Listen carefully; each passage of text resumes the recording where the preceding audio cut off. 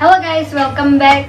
Ngasidi IKEA da chatluge tawbane. IKEA haise mayam loina tabada khara budi khangani khara su khangam da bai ai su handi ka su khangde ba ko hantak tang khangba di Sweden gi brand ne furniture gi kai furniture adedi yum gi ochai sing leidana dugumba gi kama hai da khangde adu ne ba ko hazike IKEA hai ba se lam khuding di lei hai bane ado India re agum tang ra kai no lei hai ba ko ado sida Hyderabad su lei adu gi khoi che ba ni ngasi chatmin na ruge tawbane adu da dum poi boina hadi pochai mayam hekta later sum yeng boina chatluge tawbane adai di moi da lunch kumba chaba su yai ba ko adu gi charuge tawbani adu chatringai da mayam da Plum body loving gi products khar ucharange sida sigi yamna cute oiba box e sigi box da product khara yawi di se mayam da mathang ucharake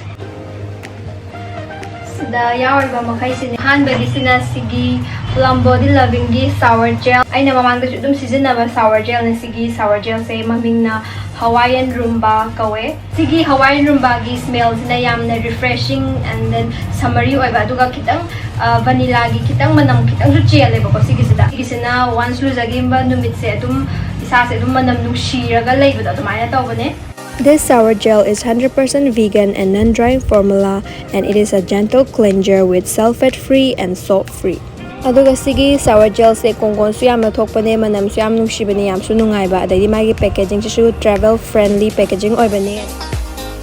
Aduga ani su bagi sina hantaki agi recent favorites ne sigi sina Plum body loving gi body wash sisu body wash ne aduga magi maming sina caramel popcorn sise LPL live eclairs to adugi manam gi tak toy bako haziki LPL live eclairs to adugi manam ga chap manai ba khangbra admaya adui manam do nambani na chaba da haw do ba mam do yamna thumma ga haw do man bai manam do lain tawe ni moi su maming da hai sigi caramel popcorn khoi gi popcorn caramelized to popcorn do admaya ming thole ba moi sigi se ka. This sour gel is also 100% vegan and non-drying formula, and it is a gentle cleanser with sulfate-free and salt-free and has a cute and offbeat packaging, and it is a cruelty-free product.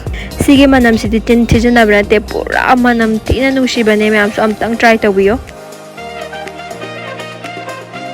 Ahum su bagi sina ay nahanis dum phaye haiba product ne sige sina Plum body loving gi body oil vanilla vibes sige body oil sina ko gi yang warm oiba yang rich oiba adai di ko gi kahani mouth watering oiba vanilla fragrance ni aduga kahani ko gi sija tayar kan ko gi isa se pra cupcake ki manam gi ta nambane ba ko. This body oil gives intense moisture plus instant glow, and it is a non-greasy and lightweight formula made up of 9 super nourishing oil, and it is 100% vegan and also a cruelty-free product. Aduga mari su bagi sina sige Plum body loving gi perfume sina fragrance maming sina Trippin Mimosas kawe. This perfume smells citrusy and zesty and feel fresh like sipping chill mimosas on a sunny day, and can last 10 plus hours, and the packaging is really chic and purse friendly, and this product is also 100% vegan and cruelty free. Aduga aroy bagi product sina sisu agi favorite ne sisu haziki body oil aduga dum manay ba ko sisu vanilla vibes sisna body mist oil ba ko sumaya tawe aduga kahani sisu pura haziki koi chaira kanda cupcake manam namba koi gi mouth watering vanilla fragrance ne sisu aduna noisu kahani sigi vanilla vibes haiba body mist chai shalaga yam tempting oiba cupcake amagi manam nambiu. This body mist gives instant refresh and can last for 3 plus hours. And it has a cute and travel-friendly packaging, and this product is aloe-infused vegan and cruelty-free formula. Ado ma'am ay na haju uchagriba nga sige manungda ma'am na labining bayaw ka taragadi or hana season na driba ay Plum body loving gi product sa hana season na driba or agadi hataki matanga so mong lebi hawro kay ginodi July 1st tagi Plum body loving gi birthday sale start ni. Sige sale manung sida up to 50% off discount legani and lots of freebies on all purchase. So ay loina link loina description box sa hapchar bane ma'am check out tawiyo. Ado hazi ay sucha na baloy sa lukige aduga matang adum hapchar age ma'am po na mag-eminase.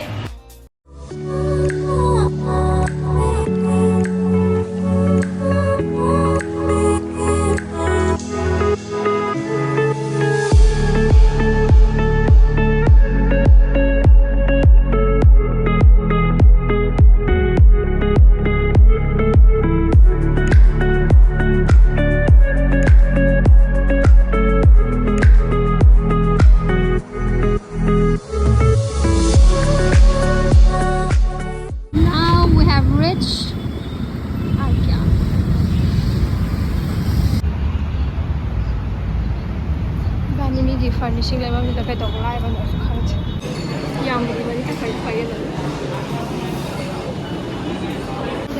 ꯍꯣꯏ ꯀꯩ ꯆꯥꯅꯤ mango ꯀꯦꯛꯁꯨ ꯍꯥꯎꯔꯝꯗꯧ ꯃꯥꯜꯂꯦ ꯅꯠꯇꯦ cheese cake चालेंगे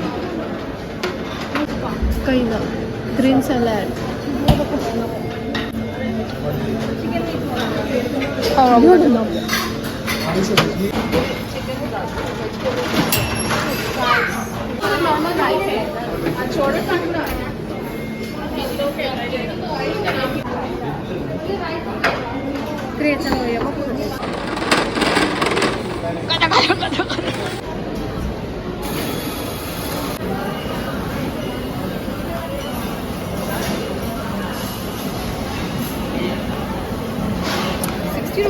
₹60 60 खतंग मोई को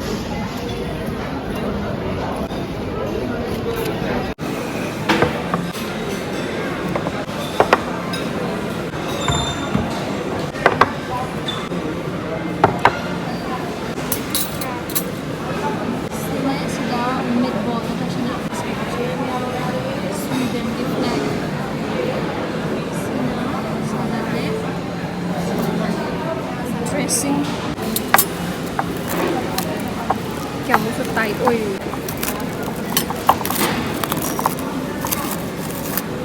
Caesar salad dressing ko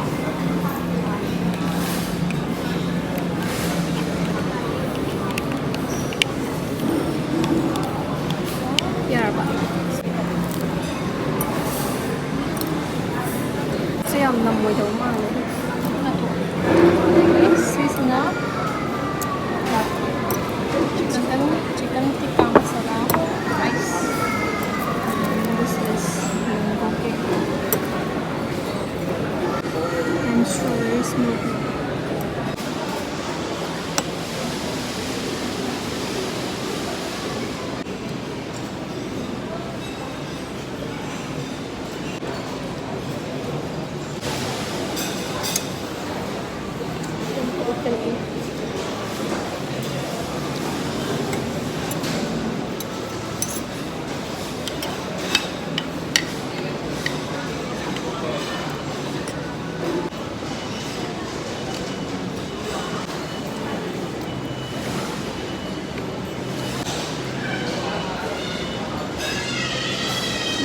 Tiệt sâu rồi kìa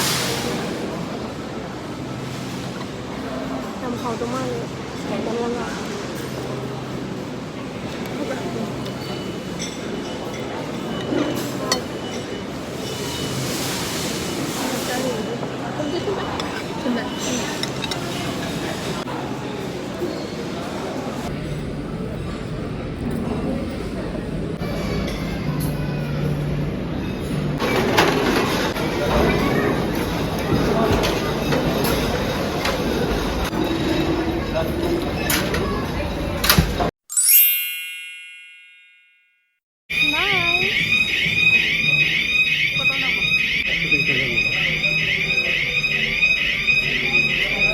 fazerito bluze fazodra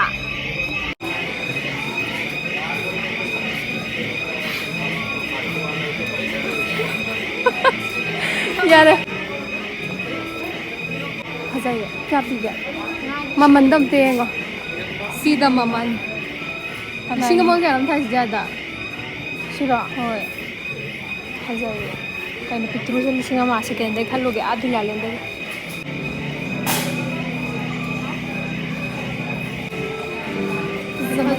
Sing balay mantra. Sing mantra. Oh, yang post hai. Siya may gamla masarap din na natin. Kasi di chai siya yung masarap din. Chai siya.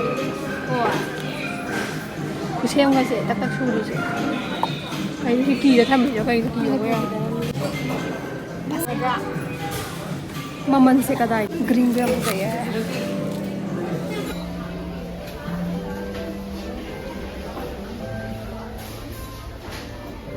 Sulay di laro daw da.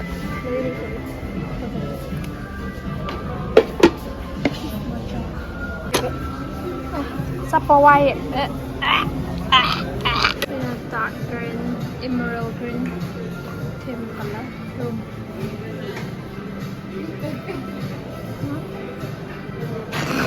Why? Ma'am, ayum yore. Tumo kia. Ay gikan. Room home tour door again.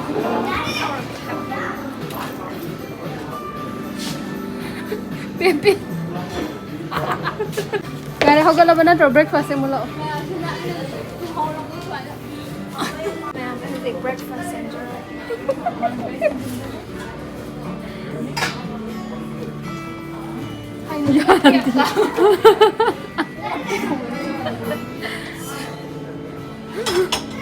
Kurang.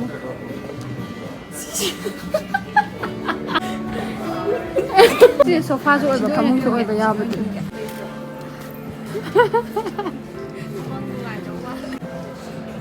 Hogalo. Masa tu yung ada tummo ge sa dunta. Hamung khudingi tum dana lai re mana.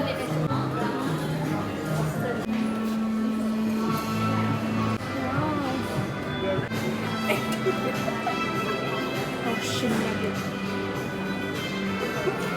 Ini suka banget.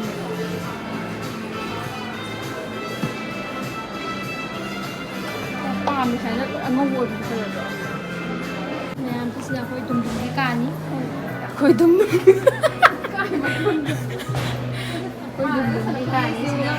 Aku dum study table, aku dum ki bed ni mai phamung, aku dum ki like tau bomb salaba, aku dum ki plane, hai ta le ma su ka da kai kai tu.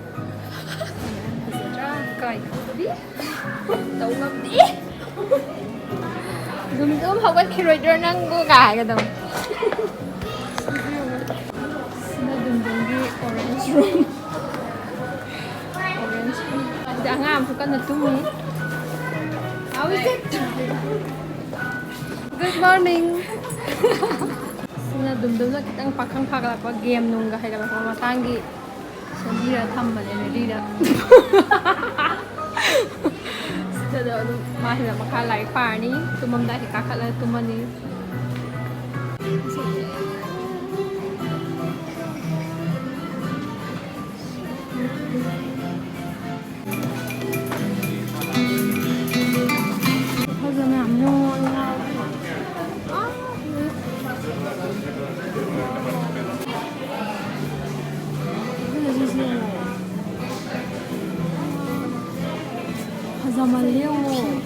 좀 뛰어. 아까 어디 얘기 뭐라 해도 오빠 아니지? 어디 말아야 돼? 나 진짜 고마워. 그죠? 그래도. 아야, 하여튼 나 자꾸 빨리. 잠깐만요. 뭔가 저그리를 잡았다. 무시다.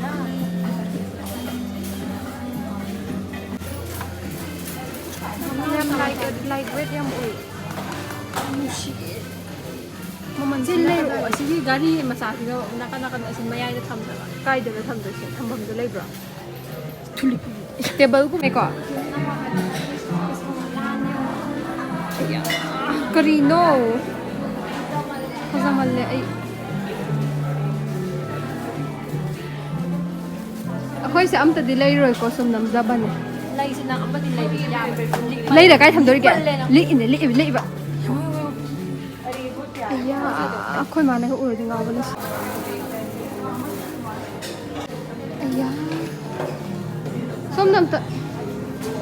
Sisa ako'y dai da sing bayam pan da dai na. Bayam pan.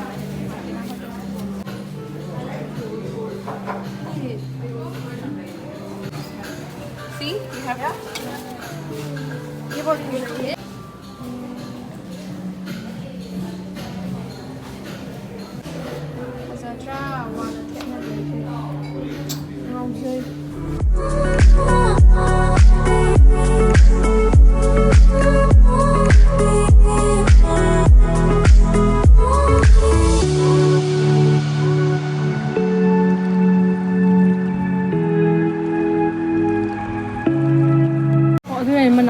Jadi kali somai. Manusia. ꯆꯪꯉꯤꯈꯩ ꯂꯣꯏꯕ ꯅꯥꯏꯗꯦ ꯑꯗꯣ ꯄꯣꯠꯖꯥꯎ ꯑꯃꯨꯛ ꯂꯩꯔꯝꯃꯦ ꯄꯨꯡ ꯋꯥꯔꯦ ꯑꯩꯈꯣꯏ ꯄꯨꯡ ꯉꯁꯥꯏꯈꯩ ꯌꯣꯜꯂꯛꯄ ꯐꯔꯅꯤꯆꯔꯁꯤꯡꯗꯣ ꯑꯗꯨꯗꯤ ꯁꯨꯃꯥꯏꯅ ꯊꯝꯕ ꯃꯥꯜꯂꯦ ꯃꯣꯏꯒꯤꯁꯦ ꯑꯗꯨꯒ ꯃꯤꯅ ꯃꯌꯨꯝ ꯆꯠꯂꯒ ꯄꯥꯟꯁꯤꯜꯂꯒꯕꯀꯣ